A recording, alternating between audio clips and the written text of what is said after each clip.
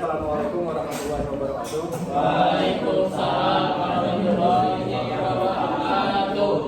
Saya ucapkan terima kasih kepada Ibu Visi Tintamanik dan juga rekan-rekan sekalian yang telah mengizinkan kami untuk mempresentasikan hasil dari studi case kami. Yang dimana hasil dari studi case ini dengan judul kejadian luar biasa keracunan makanan di Desa Parikesit, Kecamatan Kejajar, Kabupaten Wonosobo. Sebelum lanjut ke materinya, izinkan kami memperkenalkan diri terlebih dahulu. Perkenalkan, nama saya Bagus Anang Surya Pramana dengan akhir NPM 022. Perkenalkan, nama saya Azra Dianata dengan NPM 025. Perkenalkan, saya Jamil Nuraini dengan akhiran NPM 011. Perkenalkan, nama saya Dimas Rede dengan akhiran NPM 001.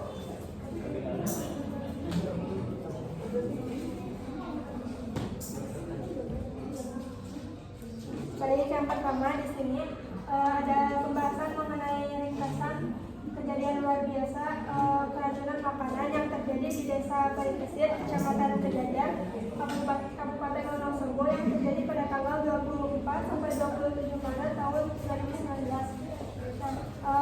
Kasus keracunan ini terjadi setelah warga mengkonsumsi makanan catering pada acara Hari Kartini atau Kartini's Day, di mana terdapat 276 orang yang mengkonsumsi makanan, lalu sebanyak 225 orang mengalami gejala seperti diare, mules, sakit perut, mual, muntah, dan juga demam.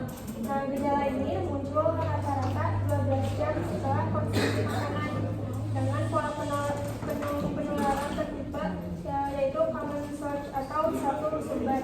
Mayoritas kasus ini terjadi pada kelompok usia 16 sampai 40 tahun dan paling banyak terjadi itu pada perempuan.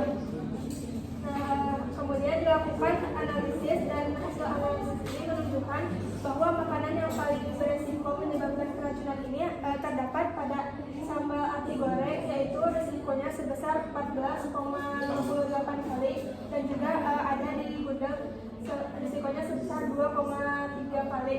Nah, yang berarti faktor paling dominan itu ada di sambal goreng ati. Nah, kemudian juga dilakukan pemeriksaan laboratorium menemukan bakteri Enterobacter aerogenes pada ayam goreng dan juga sambal goreng ati sebagai penyebab utama keracunan. Penanggulangan dilakukan melalui pengobatan penderita, pelacakan kasus, penyuluhan masyarakat, dan pemeriksaan sampel makanan. Serta dari kasus ini tidak ditemukan kematian atau CFR 0%, dan KLB ini dinyatakan berakhir pada 29 Maret 2019.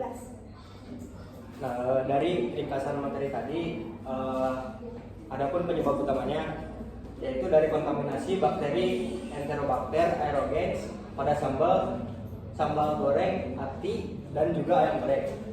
Selain faktor itu juga ada faktor lain seperti higien penjamah makanan yang kurang baik, kontaminasi silang dari alat dan lingkungan dapur, serta makanan tidak dikontrol suhunya, yang dimana disimpannya itu pada suhu ruang dengan waktu yang cukup lama.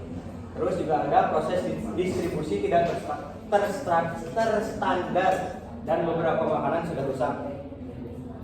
Selanjutnya ada timeline kejadian dari kasus kejadian ini, yang dimana dari mulai tanggal 24 Maret 2019 warga itu mengkonsumsi makanan di acara Kartini's Day di Desa Parikesit. Nah, mereka mengkonsumsi itu pada siang hari. Nah, pada siang hari itu mereka setelah selesai makan, mereka membawa pulang makanan tersebut, dibawa ke rumah, dan keluarganya otomatis bakal makan dong. Nah, setelah 3 jam kemudian ditemukan tuh gejalanya, pertama dari kayak muntah, diare, mual-mual, pusing, terus sampai juga demam gitu. Nah, puncaknya itu ketika 25 Maret 2019 di jam-jam dini hari sampai ke pagi hari. Nah, dengan total 225 warga terkena kontaminasi tersebut. Nah, ketika sudah seperti itu, dilakukanlah penyelidikan dari mulai wawancara sama warga sekitar, terus juga penyelidikan di catering tersebut, kayak gimana sih proses pemasakannya, distribusinya, penyimpanannya, dan didapati penyimpanan ini dilakukan di suhu ruang. Karena itu terjadi kontaminasi silang.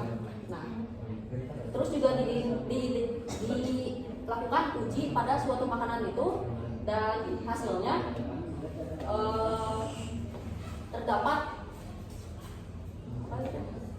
Enterobacter aerogenes pada ati goreng, sambal ati goreng. Nah, itu tuh punya risiko yang paling tinggi. Ada juga bakteri mikroorganisme pembusuk pada makanan lainnya, kayak misalkan gudeg, tapi itu punya risiko yang tidak terlalu tinggi dibandingkan dari si sambal goreng ati itu. Nah, setelah itu tanggal 9 Maret 2019 akhirnya kasus ini dinyatakan selesai karena, dan alhamdulillahnya itu nggak ada yang meninggal. Lalu ada juga dugaan jalur kontaminasi, yaitu pada proses dan lingkungan yang tidak higienis. Karena tadi udah dijelasin proses mungkin dari catering yang masak dari pagi, karena acaranya kan di pagi hari dan dikonsumsi di sore hari. Terus ada penggunaan suhu yang tidak tepat pada acaranya kan disajikan prasmanan, kemungkinan tidak ada pemanasan lagi atau penjagaan suhu dalam makanan itu. Terus yang ketiga ada penyajian dalam jumlah yang besar dan berkembangnya patogen. Karena disajikannya prasmanan, kemungkinan dari makanan-makanan itu masuk bakteri karena wadahnya kan nggak tertutup, karena disajikan terbuka aja. Tuh, selanjutnya mungkin ada 3 langkah pencegahan dari kayak yang tadi, yaitu pertama pengendalian suhu dan penyimpanan yang aman. Mungkin dari pihak catering mengestimasikan makanan yang disajikan pada suhu yang tidak terlalu lama dan suhunya yang terjaga, karena kan tadi makanan sambal goreng ati dan gudeg kan sensitif pada suhu dan waktu ya. Terus penyimpanannya mungkin lebih dijaga karena wadahnya bisa tertutup, atau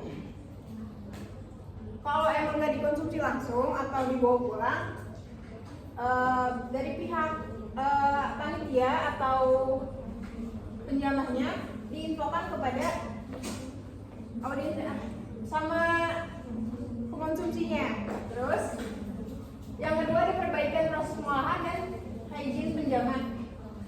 Dari pihak catering mungkin lebih diperhatikan bahan baku yang bersih dan air yang digunakan. Terus memisahkan alat untuk bahan mentah dan matang agar tidak ada kontaminasi silang. Lalu pada proses pemasakan menggunakan suhu yang aman untuk membunuh patogen. Terus mungkin dari penjamannya diterapkan SOP yang sesuai dengan penyimpanan distribusi dalam catering. Terus yang ketiga ada standarisasi catering dan distribusi serta edukasi pada masyarakat. Menggunakan wadah yang tertutup pada saat waktu distribusi. Terus yang kedua ada edukasi pada panitia dan masyarakat untuk menyimpan makanan masakan yang mau dibawa atau mau dimakan langsung. Tuh. Mungkin itu. Sebelum kita masuk ke kesimpulan, apakah dari rekan-rekan ada pertanyaan yang ingin disampaikan? Boleh? Bertanya ya, tadi kan yang saya tangkap dari dari penyebab utama dan timeline itu kebanyakan dominasi dari sambal atinya ya. Nah, bahkan di ringkasan juga dijelaskan kalau misalnya sambal goreng ati itu resikonya itu 14,58 kali ya. Itu kira-kira menurut kalian mengapa sambal ati yang dominan tersebut? Jadi ya, ini aja. Jadi kayak mengapa sambal goreng ati yang yang menjadi faktor dominan penyebab KLB-nya gitu.